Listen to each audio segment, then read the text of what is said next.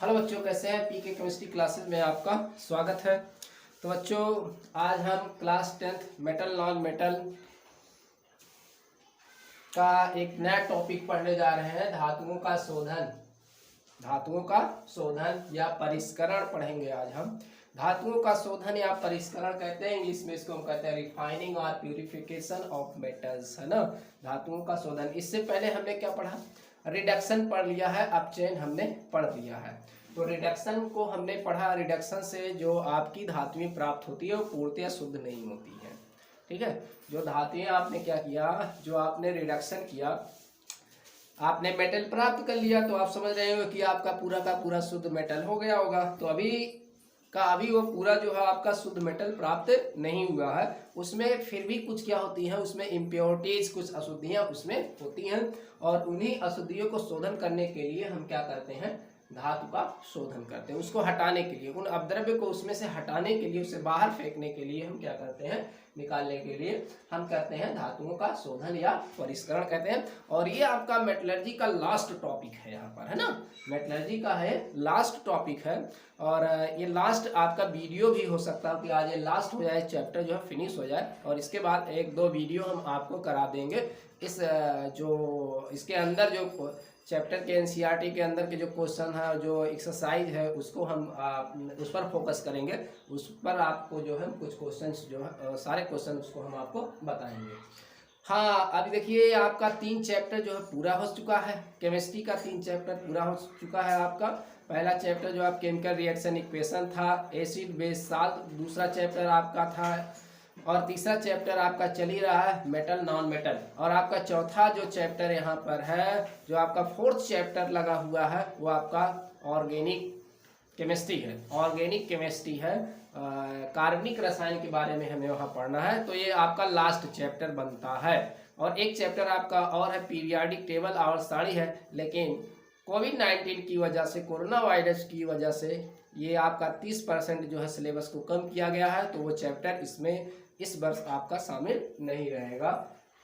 तो केवल हमें एक चैप्टर अब और पढ़ना है, ऑर्गेनिक केमिस्ट्री के बारे में पढ़ना है। तो ये सारे केमिस्ट्री के जो है वीडियो आपके समाप्त होने वाले हैं। तो जो बच्चे अभी पीछे हैं वो सारे के सारे वीडियो पड़े हुए हैं। यूट्यूब पर आप सर्च करके पीके केमिस्ट्री क्लासेस, यूट्यूब पर सर्च करके हमारे फोटो को देखकर, पहचान कर जो है वीडियो को देख सकते हैं। तो ये आपका लास्ट टॉपिक आज चलेगा। आज इसी में हम सारा का सारा ये चैप्टर फिनिश कर देंगे। फिर इसके बाद आपको अभ्यास बताएंगे। तो बढ़िया से बढ़िया जो है नोट्स बनाए, और वीडियो को जहाँ तक हो पूरा का पूरा देखें। जब पूरा का पूरा वीडियो देखेंगे तो आपको बहुत अधिक जानकारी और नॉलेज मिलने वाला यहाँ पर है, ठीक है। तो वीडियो पूरा देखें और उसका वीडियो बढ़िया से उसको नोट्स बनाएं और उसको तैयार करें, क्योंकि पूरा केमिस्ट्री का सिलेबस आपका ख़त्म होने वाला है। तो आप पूरा वीडियो अब आप तैयार कर सकते हैं बढ़िया से। 1 महीने के अंदर उसको आप रिवाइज करके 1 महीने आराम से पढ़कर जो है जो 20 मार्क्स का जो है केमिस्ट्री का आता है, 70 में 20 मार्क का आता है, 20 नंबर का आपका केमिस्ट्री में। तो 20 का 20 नंबर अगर बढ़िया से आप तैयार कर लेते हैं 1 महीने के अंदर इसको, और तो यानी कि 20 नंबर आपको पूरा का पूरा मिल जाना है आपको यहाँ पर, ठीक है। तो आइए देखते हैं हम धातुओं का शोधन पढ़ते हैं। यहाँ पर देखिए धातुओं का शोधन। तो अभी हमने बताया कि धातुओं का शोधन करने के लिए रिडक्शन, जब आपने धातुओं का किया, आप चयन कर लिया है, आपको धातु मिल गए हैं। जैसे आपने रिडक्शन में हमने आपको कई रिएक्शन बताया, आयरन का रिडक्शन करके बताया, वहाँ पर जिंक का बताया, लेड का बताया, है ना, इन सब का आपने कॉपर का। तो इन सब का रिडक्शन करने के बाद आपको क्या मिला है भाई? कोक के द्वारा हमने रिडक्शन कराया, एल्युमिनियम के द्वारा रिडक्शन करके आपको बताया हमने, और कोक, एल्युमिनियम और जो है इलेक्ट्रोलिसिस, वैद्युत अपघटन के द्वारा मैंने आपको रिडक्शन करके बताया है किस तरीके से कौन सी धातुओं का क्या आप करेंगे रिडक्शन मिलेगा आपको। पूरा खाका के तरीके से मैंने आपको समझाकर यहाँ बताया है। तो आइए देखते हैं धातुओं का शोधन। अब कोई भी आप किसी भी मेटल का आपको शोधन करना होता है तो किन किन धातुओं का शोधन यानी कि परिष्करण यहाँ पर क्या लिखेंगे? रिडक्शन के बाद, रिडक्शन से जो प्राप्त आपकी धातुएं प्राप्त हुई हैं उनमें क्या होती है, लिखेंगे इसको। इस बात को, पॉइंट को आप कॉपी में बढ़िया से लिखेंगे जो हम बोल रहे हैं, ठीक है। अपचयन से प्राप्त धातुएं जो होती हैं वो प्रायः शुद्ध नहीं होती है, ठीक है। ये आप लिखेंगे। अपचयन के द्वारा प्राप्त धातुएं क्या होती हैं, प्रायः शुद्ध नहीं होती है, उनमें कुछ न कुछ अपद्रव्य अशुद्धियां होती है। इन्हीं अपद्रव्य को हटाने के लिए हम क्या करते हैं, धातु का शोधन करते हैं। ठीक है, इसको इतना तो आप लिख लेंगे। अब इस धातु का शोधन जो है किस विधि से यहाँ करेंगे, मैंने आपको बताया इलेक्ट्रोलाइटिक मेथड से करेंगे, वैद्युत अवघटनी विधि से करेंगे। किससे करेंगे, तो इसमें जो हम आपको विधियां तो कई हैं, लेकिन आपके बस किताब में एक ही केवल विधि हम पढ़ेंगे। क्या पढ़ेंगे, इलेक्ट्रोलाइटिक मेथड पढ़ेंगे, इलेक्ट्रोलाइटिक विधि हम पढ़ेंगे यहाँ पर, है ना। क्या पढ़ेंगे, जिसको हम कहेंगे वैद्युत अपघटनी विधि, है ना। वैद्युत अपघटनी विधि के द्वारा हम शोधन करेंगे, और ये सबसे अच्छा विधि है, बेस्ट, सबसे जो है बेस्ट विधि ये जो है आपकी है।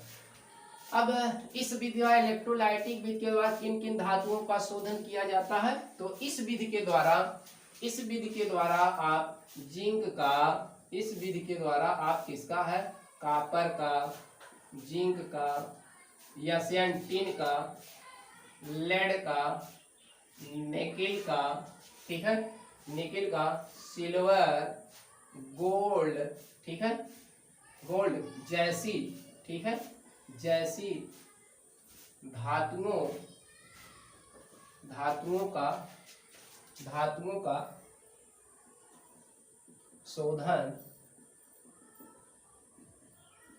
किया जाता है। ठीक है, इसको आप नोट कर लेंगे बढ़िया से कॉपी में, जो हमने उधर बातें आपको बताई नोट करने के लिए, उसको भी नोट करेंगे इसको।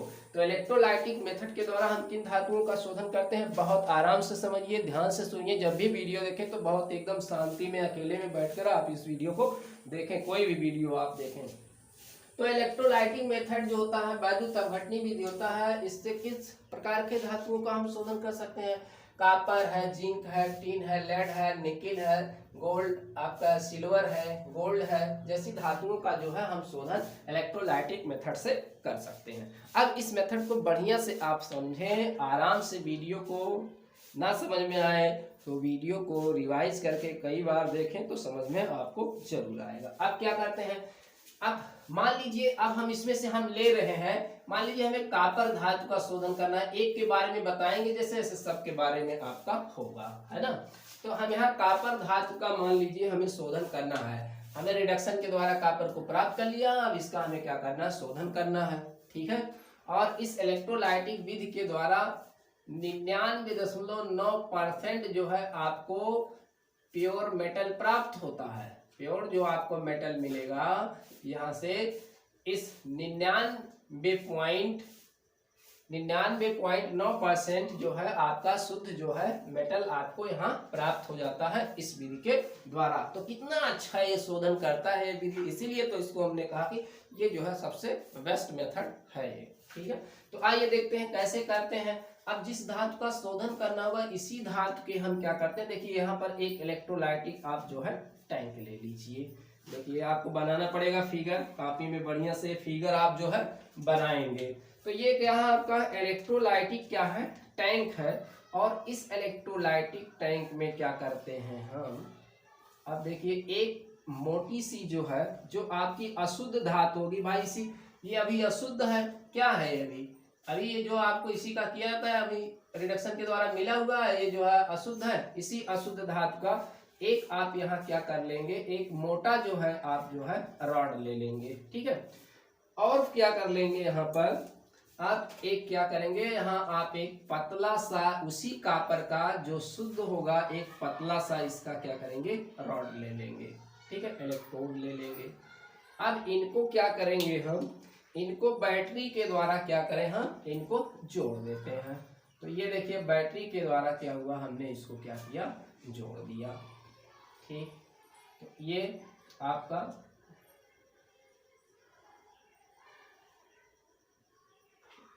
ये बैटरी है, इसको जोड़ दिया गया, बैटरी से इसको क्या किया, जोड़ दिया गया। ये जो आपकी इम्प्योर हम कॉपर का कर रहे हैं, तो कॉपर का क्या लेंगे, ये कॉपर क्या है, इम्प्योर, ठीक, ये कॉपर का इम्प्योर जो है रॉड है या कह सकते हैं इलेक्ट्रोड है, और ये किसका काम करता है, एज एनोड, ये एनोड का काम करता है, यानी कि ये प्लस का काम करेगा। जो आपका कॉपर की हम शुद्ध लेंगे भाई, जो अशुद्ध आपका कॉपर है अगर उसकी हम राड लेंगे तो मोटी लेंगे, और जो मोटी राड होगी वो किस रूप में आपका काम करेगा, एनोड, यानी कि ये पॉजिटिव का काम करेगा। और ये जो कॉपर की राड है, ये जो कॉपर राड है, कॉपर क्या है, प्योर राड इसका है, इसका प्योर राड है। और जो ये प्योर राड इसका यहाँ होगा, ये कैसा काम करेगा, कैसा काम करेगा, कैथोड की तरह ये जो है काम जो है यहाँ पर करेगा, यानी कि ये निगेटिव की तरह जो है ये काम करेगा। क्योंकि ये वाला शुद्ध है, जो पतला होगा इसको आपको शुद्ध लेना और कॉपर का ही रहेगा, और एक कॉपर का क्या रहेगा जो आपका अशुद्ध है, जिसका आपको शोधन करना है। अब इसमें क्या करना है, इस टैंक में क्या होता है, इलेक्ट्रोलाइट्स लिया जाता है, वैद्युत अपघट्य का घोल लिया जाता है। क्या लिया जाता है, वैद्युत अपघट्य का इसमें घोल ले लेते हैं हम, ठीक है। और वैद्युत अपघट्य का ये घोल क्या होगा, कॉपर सल्फेट CuSO4 का जो है ये जलीय विलयन होगा। यही क्या करेगा, ये वैद्युत अपघट्य का काम करेगा, इलेक्ट्रोलाइट्स का कार्य जो है ये करेगा वैद्युत अपघट्य। भाई क्योंकि वैद्युत अपघट्य जब तक ले घोल नहीं होगा भैया कैसे इलेक्ट्रॉन मूव करेंगे इसमें, है ना, क्योंकि आयंस बनेंगे इसमें तभी तो यहाँ वैद्युत धारा बहेगी, है ना, बिना लिक्विड मीडियम में नहीं होगा। सॉलिड स्टेट में थोड़े इसमें एक स्थान से दूसरे स्थान पर जाएंगे, आप इनका लिक्विड बनाएंगे तभी होगा। तो ये इलेक्ट्रोलाइट का काम करेगा, और ये आपका क्या है, इलेक्ट्रोलाइटिक जो है ये टैंक है, इलेक्ट्रोलाइटिक टैंक है, ठीक है, यानी कि विद्युत अपघटनी आपका क्या है, टैंक है। चलिए अब इसमें अब देखिए यहाँ पर इलेक्ट्रोलाइटिक टैंक, और एक चीज और हम लिख देते हैं, बना देते हैं, इसमें कुछ इम्प्योरिटी जो होती है, अशुद्धियाँ होती है, ये नीचे की तरफ यहाँ से इस, चूंकि ये अशुद्ध है ये राड, तो इसी अशुद्ध राड में से कुछ इम्प्योरिटी आती है, ये नीचे की तरफ क्या होती है, जो इम्प्योरिटी आती है नीचे की तरफ बैठ जाती है। तो ये आपका क्या है, एनोड से चूंकि आती है इसलिए इसको ये इम्प्योरिटीज है, क्या है, इम्प्योरिटीज है, अशुद्धियां है, इसको हम कहते हैं, चूंकि एनोड से आती है इसलिए हम इसको कहते हैं एनोड मड कहते हैं, यानी कि एनोड क्या कहते हैं, पंख कहते हैं, एनोड पंख माने कीचड़, और मड, है ना, ये अशुद्धियां ये यहाँ पर होती है। तो इसका एक फिगर हो गया। अब देखिए जब यहाँ से बैटरी से आप क्या करेंगे, वैद्युत धारा को आप क्या करेंगे, प्रवाहित करेंगे, इस बैटरी के द्वारा वैद्युत धारा आप प्रवाहित करेंगे। तो अब यहाँ पर होने वाला क्या है, यहाँ पर होने वाला क्या है, ये जो कॉपर की मोटी प्लेट है ये डिजॉल्व होने लगेगी, घुलने लगेगी, और इस घोल में आने लगेगी, डिजॉल्व होकर इस घोल में क्या होगी, ये आने लगेगी, और इस Cu पॉजिटिव आयंस बना लेगा, इस घोल में एक्वास बना लेगा, इस घोल में चला आएगा। तो जब जैसे ही इसमें से आप बैटरी से धारा प्रवाहित करेंगे, वैसे ही ये आपकी अशुद्ध कॉपर की जो प्लेट होगी ये घुल घुल कर डिजॉल्व होकर Cu डबल पॉजिटिव के आयंस के फॉर्म में इस पर आने लगेगी। और ये अब जब इस पर ये आई यहाँ पर कॉपर, ये कॉपर कैसे है, ये कॉपर कैसे है यहाँ पर, ये देखिए Cu कॉपर जो है आपका ये Cu सॉलिड है, यही राड इसका है Cu सॉलिड, ये ठोस के रूप में। जब ये सॉल्यूशन में आएगा, उतरेगा, तो क्या करेगा, जब ये सॉल्यूशन में उतर कर आएगा इसमें, तो ये Cu पॉजिटिव बना रहा है, यानी कि 2 इलेक्ट्रॉन को क्या कर रहा है, रिलीज कर रहा है। तो हमने एनोड पर बताया था पिछले वीडियो में, एनोड पर क्या होता है, ऑक्सीडेशन। तो यहाँ पर ये क्या हो गया, ऑक्सीडेशन इसका हो गया, ठीक है। ऑक्सीडेशन कहाँ होता है, एट एनोड, एनोड पर क्या हो गया, ऑक्सीडेशन हो गया यहाँ पर, ठीक है। और एक एक्वास बन गया यहाँ पर घोल। अब देखिए ये क्या है, क्या घटना होने वाली है, ये जो आपकी ये है, ये इस वाले इलेक्ट्रोड पर चला है, क्योंकि ये कॉपर धनायन बन गया है।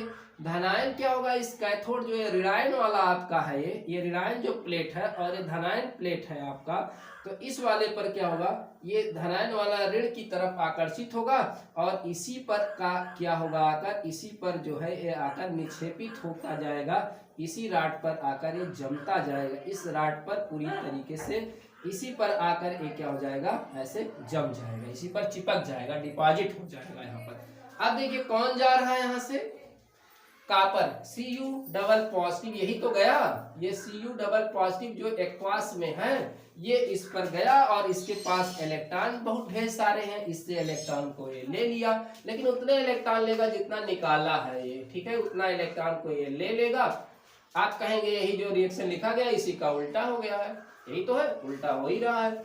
तो ये क्या हो गया, फिर एक कॉपर सॉलिड के रूप में क्या हो गया, ये इस पर जाकर जमा हो गया। यही आपका शुद्ध प्योर जो है कॉपर मिल गया, यही क्या आपका शुद्ध कॉपर। अब ये क्या हुआ, यहाँ पर रिडक्शन हुआ, क्या हुआ ये रिडक्शन, ये रिडक्शन हो गया। रिडक्शन कहाँ होता है, एट कैथोड, कैथोड पर क्या होता है रिडक्शन, यहाँ पर हो गया, ठीक, कैथोड पर क्या हो गया, यहाँ पर एक रिडक्शन हो गया। तो यही आपका क्या मिल गया यहाँ पर, ये प्योर कॉपर आपको यहाँ पर मिल गया, और जिसकी शुद्धता कितनी होती है 99.9% जो है ये कॉपर आपका क्या होता है, शुद्ध होता है। फिर इस इलेक्ट्रोड को आप बाहर निकाल लेंगे, जो कॉपर इस पर जमा हुआ है, इस कॉपर को क्या करेंगे, खुरच कर अलग कर लेंगे और ये शुद्ध कॉपर आपका बन गया। अब इसको आप बढ़िया से पिघला कर जिस सांचे में आप ढालना चाहते हैं, सीड बनाना चाहते हैं, वायर बनाना चाहते हैं, क्या आप बनाना चाहते हैं, तो उसको आप उसी सांचों में आप इसको ढाल सकते हैं, ठीक है। तो ये आपका क्या हुआ, शुद्ध कॉपर। और जो यहाँ से जो इसमें अशुद्धियाँ थी इस एनोड पर, वो आकर क्या होती है, नीचे की तरफ जमा होती रहती हैं, जिसके इस इम्प्योरिटी को हम क्या कहते हैं, एनोड मड कहते हैं, ठीक है। तो इसी तरीके से किया जाएगा, किसी भी मेटल का आपको करना हो तो इस तरीके से आप जो है कर सकते हैं। समझ गए होंगे आप, ठीक है।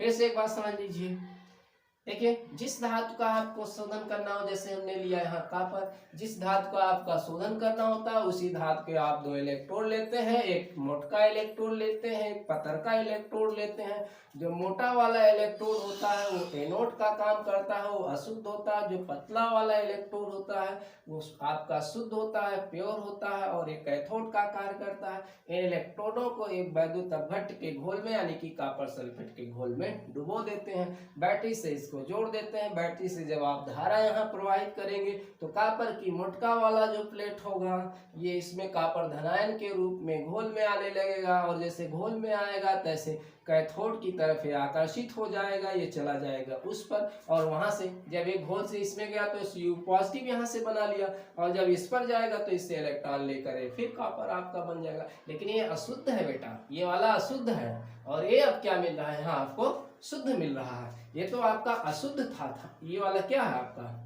अशुद्ध है ना, ये वाला आपका अशुद्ध है, इम्प्योर है। अब क्या मिल रहा है आपको, शुद्ध मिल रहा है, यहाँ पर प्योर मिल रहा है। तो इस तरीके से आपको क्या मिल गया, ये कॉपर जो है धातु मिल गया। समझ में आ गया होगा आपको, बढ़िया से नोट्स बना लीजिए, समझ जाइए इसको, ठीक है। चलिए ये आपका हो गया, यहाँ पर आपको धातु मिल गया, ये खत्म हुआ आपका टॉपिक, ठीक है। अब देखिए एक टॉपिक इसमें आपके है, एक टॉपिक इसमें आपका है कोरोशन, संक्षारण। तो संक्षारण के बारे में पहले चैप्टर में आपको बताया गया है, तो एक बार यहाँ से हम संक्षारण को फिर रिपीट कर देते हैं और नोट्स जो है आप बना सकते हैं इसको, ठीक है। तो ये हो गया आपका शोधन। तो मेटलर्जी आपकी यहीं से क्या हो गई, ये आपकी खत्म हो गई यहाँ से।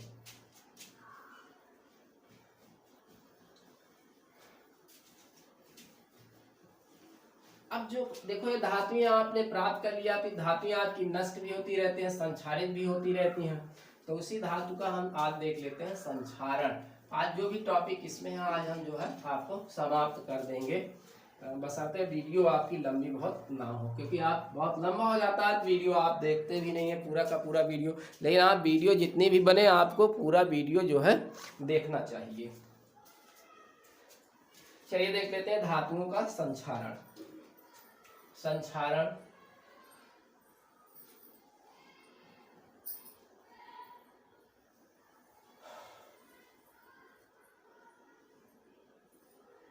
कोरोशन,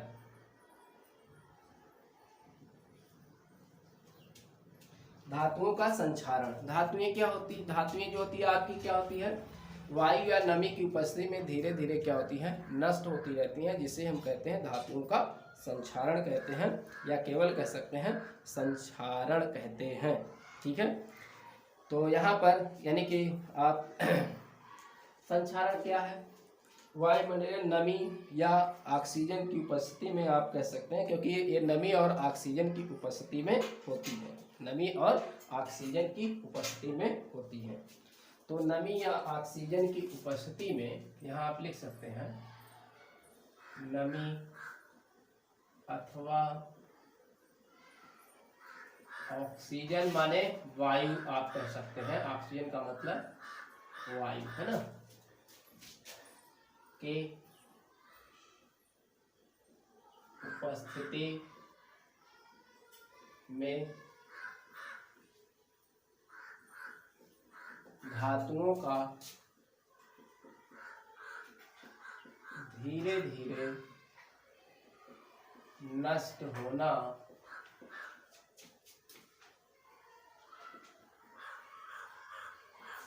धातुओं का संक्षारण कहलाता है। ठीक है, धातुओं का संक्षारण कहलाता है, यानी कि the eating of metals by action, the eating up of metals, the eating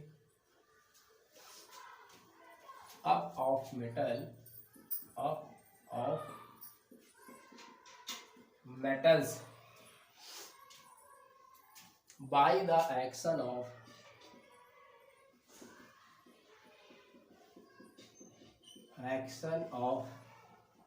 air, moisture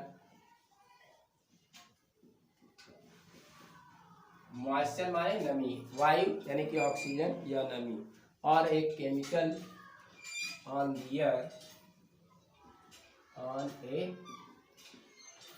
chemical on the earth, यानी कि उसकी सतह पर कोई केमिकल हो, है ना, इसकी वजह से भी हो सकता है। On the earth chemical, the earth surface,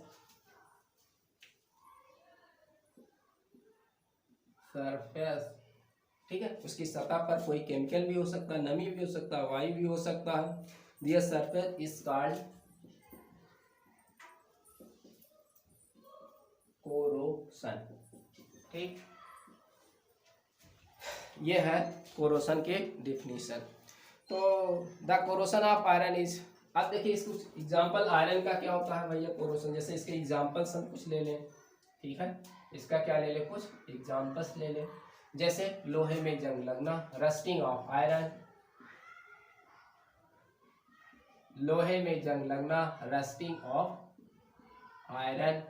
तो भाई लोहे में जो जंग लगा होता है वो क्या होता है आपका, वो Fe2O3 इंटू XH2O होता है ना, यही होता है। जो आयरन यहाँ पर होता है ये थर्ड स्टेट में होता है, ऑक्सीकरण के थर्ड स्टेट में होता है, यही इसका फार्मूला है। अगर जंग का फार्मूला पूछा जाता है, मूर्छा जिसे कहते हो भैया, जंग जिसे कहते हो, कैसा होता है ये, तो रस्टिंग ऑफ आयरन ये कैसा होता है, रेड और ब्राउन कलर का, रेड और ब्राउन कलर का। इसके ऊपर क्या होता है, लोहे के ऊपर एक परत जम जाती है, जिसे हम क्या कहते हैं, जंग कहते हैं। Fe2O3 इंटू XH2 है, इसका क्या है फार्मूला, यस क्या है, जल के अणुओं की संख्या है। तो ये फार्मूला जो है आप इसको याद कर लेंगे, ये है। दूसरा एग्जाम्पल अगर हम लें, दूसरा एग्जाम्पल लें, सिल्वर की सतह का ब्लैक होना, है ना, सिल्वर भाई, सिल्वर की का काला होना, है ना, क्या है, सिल्वर जो आपका होता है, सिल्वर चांदी की सतह का काला होना, क्या काला होना, सिल्वर क्या हो जाता है, उसकी सतह कैसी हो जाती है, काली हो जाती है। किसके कारण काली हो जाती है, क्या बन जाता है वो, सल्फर वायुमंडल में आपके हाइड्रोजन सल्फाइड गैस होती है, H2S गैस होती है, इससे सिल्वर रिएक्शन करके Ag2S बना लेता है। Ag2S कैसा होता है, ये ब्लैक होता है, इससे आपकी सिल्वर क्या हो जाती है, काली हो जाती है, उसकी सतह गंदी हो जाती है, मलिन हो जाती है। ठीक, देखे होंगे चांदी के जो आभूषण कुछ लोग पहने होते हैं, धीरे धीरे कैसा हो जाता है, काली हो जाती है उसकी सतह, उसको पॉलिश कराते हैं, साफ कराते हैं, फिर उसमें चमक आती है। तो किसकी हो, लोहे में किसकी जंग लगती है, ब्राउन कलर की Fe2O3 का। सिल्वर की सतह पर किसकी लगती है, Ag2S की, क्योंकि वायुमंडल में रिएक्शन कर लेता है हाइड्रोजन सल्फाइड से, तो ये बना लेता है। और ये वायुमंडल में ऑक्सीजन से रिएक्शन और नमी से रिएक्शन करके आयरन का ऑक्साइड बना लेता है। आयरन आपका ऐसा होता है और फिर ऐसा हो जाता है, इस केस में चला जाता है। आपका सिल्वर ऐसा होता है Ag के केस में, फिर इस केस में चला जाता है। ठीक, तीसरा एग्जाम्पल देख लीजिए। तीसरा एग्जाम्पल आपका है कॉपर की सतह पर हरे रंग की परत का जमना। ठीक है, कॉपर, आपने देखा हो कॉपर की सतह पर हरे रंग की परत का जमना। ठीक, ये है। तो कॉपर की सतह पर क्या होता है, हरे रंग की, ग्रीन कलर की क्या होती है, जमा हो जाती है। अब वो किसकी रहती है, हरे रंग की, उसकी सतह पर किसकी रहती है, तो कॉपर कार्बोनेट की हो सकती है, या जो कॉपर कार्बोनेट और कॉपर के हाइड्रो ऑक्साइड की जो है ये परत क्या होती है, उसके ऊपर जमी होती है, और यही आपका क्या होता है, ग्रीन कलर का होता है। ठीक है, तो ये मैंने आपको कुछ बता दिया एग्जाम्पल्स, कोरोशन का, संक्षारण का एग्जाम्पल बता दिया। लोहे में लाल रंग या बादामी रंग का, ब्राउन कलर का परत जमना, सिल्वर पर का जो है काली रंग का होना उसके ऊपर, और कॉपर की सतह पर हरे रंग का परत का जमना। तो ये क्या है, ये इसके परत जमते हैं, इसके परत जमते हैं, इसके परत जमते हैं। तो ये आप एग्जाम्पल्स जो है ये आप याद रखेंगे। ठीक है, तो इस तरीके से भाई अब ये कैसे होता है, एक रिएक्शन के थ्रू होता है, ऑक्सीकरण हो जाता है, ऑक्सीडेशन के कारण होता है, ऑक्सीडेशन रिडक्शन होता है, इसी वजह से ये होता है। तो इतना डिटेल में आपको नहीं जानना है, बस परिभाषा है और ये एग्जाम्पल्स आप जो है आप ले लीजिए, है ना, बस इतना ही आपको क्या करना है, यहाँ देखना है। हाँ, अगर पूछा जाए कि रस्टिंग ऑफ जो आयरन होता है, आयरन जो आपका है, आयरन में जो बादामी या भूरे रंग की परत जमती, मतलब किस कंडीशन में जमता है, तो संक्षारण किसकी उपस्थिति में होता है, या कह दें लोहे में संक्षारण किसकी उपस्थिति में होता है, तो यहाँ आप लिख सकते हैं, ये आप नोट कर लीजिएगा। तो अब देखिए संक्षारण जो है के कारण क्या है, किसकी उपस्थिति में हो सकता है।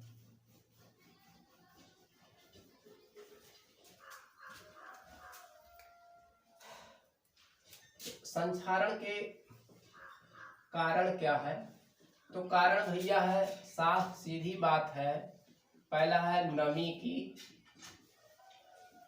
उपस्थिति।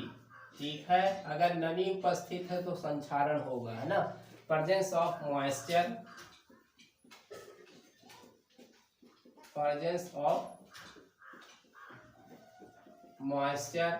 ठीक है, इसकी उपस्थिति में भाई नमी होगा तो रिएक्शन होगा उसके साथ। ठीक है, इसकी उपस्थिति होगा। दूसरी बात किसके कारण और हो सकती है ना, प्रेजेंस ऑफ एयर, वायु की उपस्थिति, वायु की उपस्थिति, प्रेजेंस ऑफ एयर, एयर का मतलब का भैया O2, ऑक्सीजन उसमें जो होता है। तीसरा लिख सकते हैं प्रेजेंस ऑफ केमिकल, उसके ऊपर हो सकता है कुछ, है ना, रसायन की उपस्थिति, कुछ रसायन उसके ऊपर हो, रसायन की उपस्थिति, कुछ उसके ऊपर रसायन होने चाहिए, पदार्थ। ठीक है,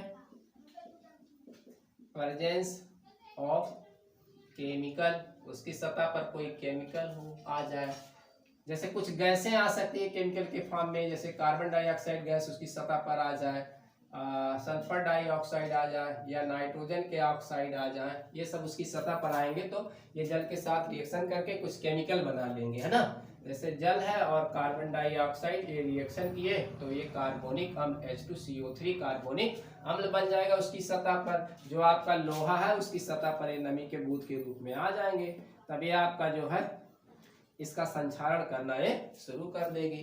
तो तो एक प्रकार से यहाँ एक सेल बन जाता है, गैल्वेनिक सेल बन जाता है और यहाँ ऑक्सीकरण होने लगता है। बाकी बहुत ज्यादा डिटेल नहीं देखनी है आपको।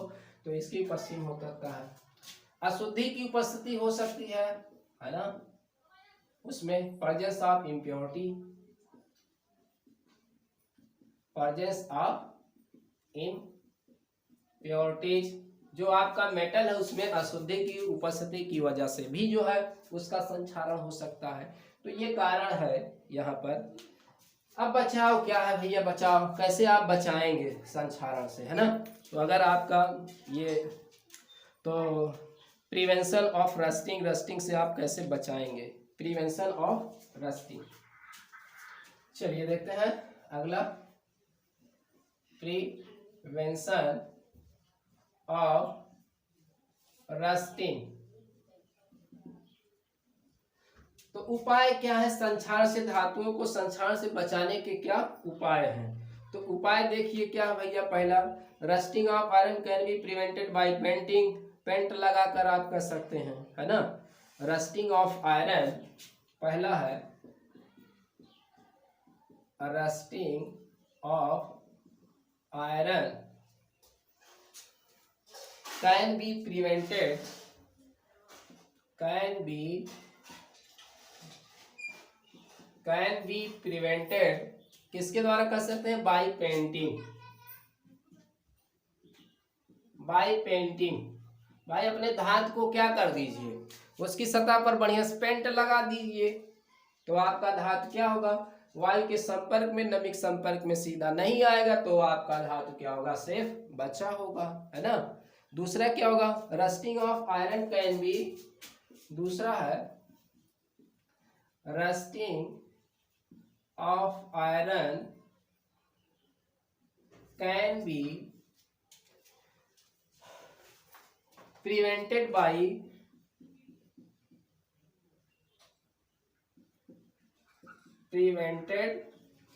प्रिवेंटेड माने भाई बचाना उसकी सतह से, प्रिवेंटेड बाई अप्लाइंग ग्रीस और ऑयल, अप्लाइंग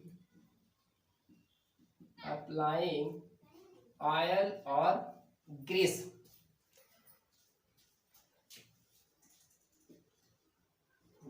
यानी कि तेल, उसकी सतह पर, धातु की सतह पर तेल या ग्रीस लगा दीजिए, तब आपका धातु क्या होगा, बचा रहेगा। Rusting of iron can B, तीसरा देखिए, rusting of iron can B क्या कर सकते हैं, कैन बी प्रिवेंटेड बाई क्या, गैल्वेनाइजेशन,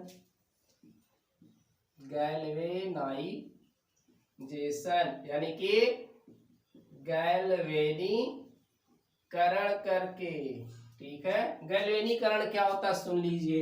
गैल्वेनीकरण का मतलब ये होता है, हमने धातुओं की सक्रियता श्रेणी आपको बताई है।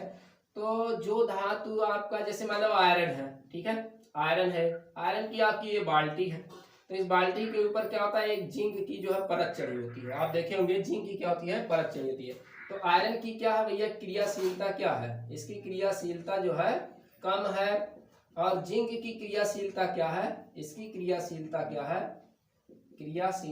है, इसकी शीलता अधिक है। तो जिंक की क्रियाशीलता अधिक है, आयरन की क्रियाशीलता अधिक है। तो आप लोहे की बाल्टी आप देखेंगे, लोहे की बाल्टी के ऊपर क्या होता है, जिंक की एक परत चढ़ी होती है। इसी को हम कहते हैं गैल्वेनीकरण कहते हैं, यसद लेपन कहते हैं। क्या कहते हैं, हिंदी में अगर कहें यसद लेपन कहते हैं इसको, ठीक है। तो यही है, अगर किसी कम क्रियाशील धातु के ऊपर अधिक क्रियाशील धातु की परत चढ़ाने को हम क्या कहते हैं, गैल्वेनीकरण कहते हैं, ठीक है। इसको आप ऐसे लिखेंगे, किसी कम क्रियाशील धातु के ऊपर अधिक क्रियाशील धातु की परत चढ़ाने को क्या कहते हैं, गैल्वेनाइजेशन कहते हैं, गैल्वेनीकरण कहते हैं। जैसे मैंने बताया, आयरन की आपकी बाल्टी हो और इसके ऊपर जिंक की क्या करा दीजिए, आप परत चढ़ा दीजिए, तो इसी को हम कहते हैं गैल्वेनीकरण कहा जाता है, ठीक है।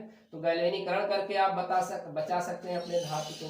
जब तक ले जिंक की परत यहाँ से हटेगी नहीं, तब तक ले आपकी धातु क्या होगी, आयरन धातु नष्ट नहीं होगी, और आयरन धातु जब यहाँ से ऊपर से हट जाएगा तो तभी कुछ समय के बाद ही आपका जो है आयरन खराब होगा धीरे धीरे, इससे जल्दी खराब होने वाला नहीं है। तो भैया तेल और ग्रीस लगाकर आप क्या कर सकते हैं, बचा सकते हैं उसको। पेंट लगाकर आप बचा सकते हैं अपने धातु को।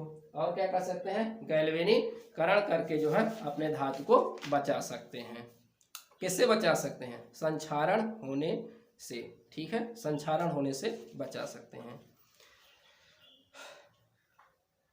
लोहे को अगर आपको मिश्र धातु बनाकर बचा सकते हैं, क्या बना सकते, चौथा कर सकते हैं मिश्र धातु बनाकर। ठीक है,